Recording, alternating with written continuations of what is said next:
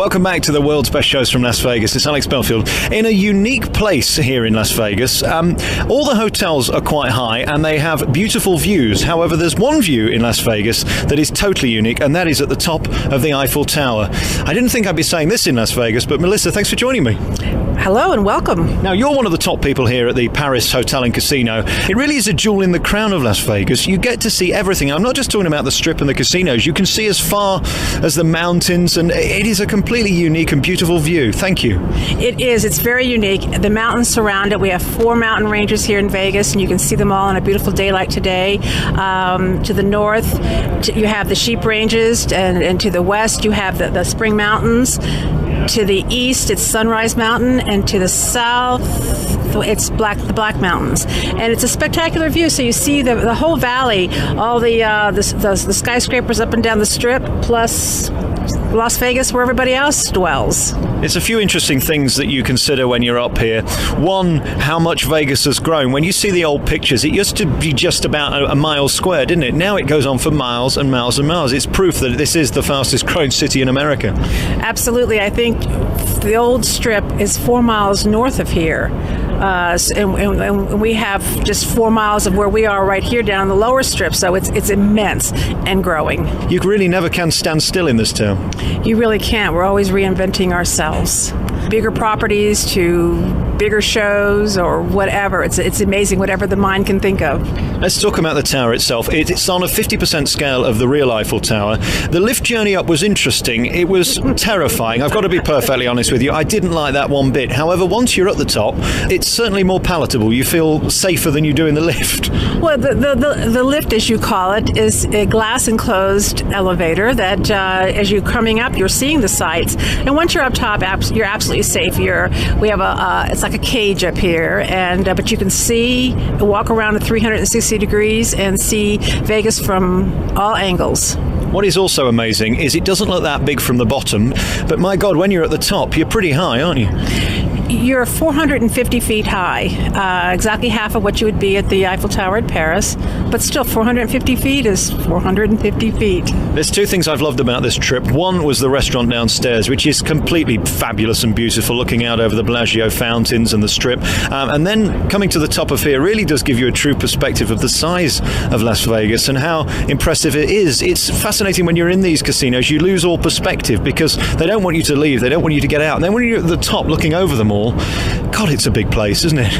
It is. I mean, we're at the corner of the crossroads. If you look down, we're at the crossroads of Las Vegas Boulevard and Flamingo. It's probably one of the most famous intersections in the world and one of the most expensive pieces of real estate you can imagine, because 3 of the 4 properties on this corner belong to my company, which is Harrah's Entertainment. Across the street, catty corner is Caesar's Palace. You got Flamingo over to across the street from that, and then there's Bally's in Paris here, and then there's another hotel. I don't know the name of it. It's across the street. It has fountains. Oh, that one that I shouldn't have mentioned. I do beg your pardon about that. I mean, it is interesting when you're doing this trip. People say to me, how do you get all the contacts and how do you find out who's where and who does what? The reality is there's really only 2 big people who own this. I mean, they talk about in the old days of Vegas, in the Sinatra days, the mafia.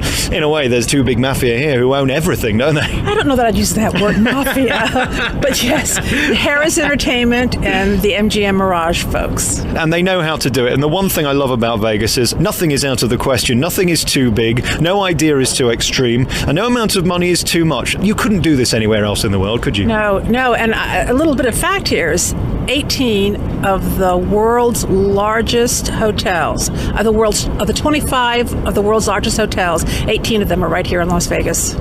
And you only have to go inside them to notice why. And each of them is different. As you say, Caesar's Palace across the street is obviously based on Caesar, and we've got the big amphitheatre where Celine was and Bette Midler's at now, and Cher and Elton John.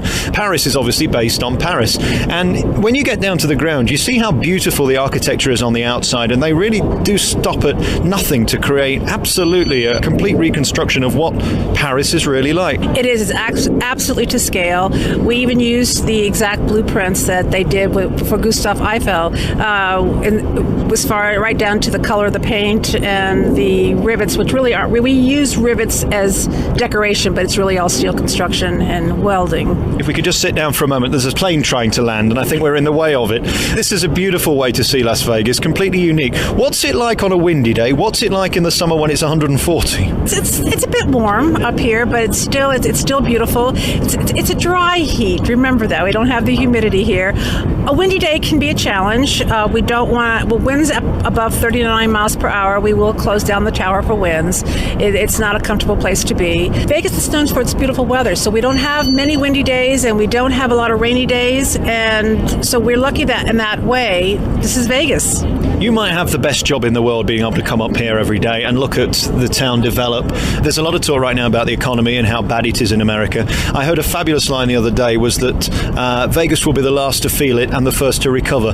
It does seem to be true that this place just seems to survive regardless of the economy. It has always survived so-called recessions, downturns in the economy, and that is because this is a fantasy here. People come here to escape. There's no place like it in the world where you can come and do all the things you can do here in Vegas. So it does have that little bit of a protection around it, and I hope it will sustain again through this one. When you look at the Eiffel Tower in Paris, it is a remarkable structure, world-renowned, and this is equally here in Vegas. Stood here at the top with very little beneath us, I wonder, how do you build something like this? Well, it's a good thing I wasn't in charge of that project. But it took 18 months, and it was done piece by piece just to make it as safe and as structurally sound as possible, and it is. And we are controlled by the county, the city engineers. They come out once a year and inspect us, so we know that we are a very safe structure here. The one thing I've learnt about the French, and we all do jokes about the French in England. Oh, you like to make fun of the French? Oh, absolutely. But the one thing I do know about the French, and no matter where you go in any restaurants in Las Vegas, it's normally got a French chef. They know how to cook. Absolutely. And Paris, Las Vegas is no exception to that rule. We have some fine restaurants that have fine French cuisine that you cannot come to this town without appreciating it. The idea of sticking an Eiffel Tower in the middle of a desert, some could say, is outrageous and ridiculous. I think you have to see it, and you have to visit it, and you have to come to the top of it to realize actually it's a tremendous feat of engineering.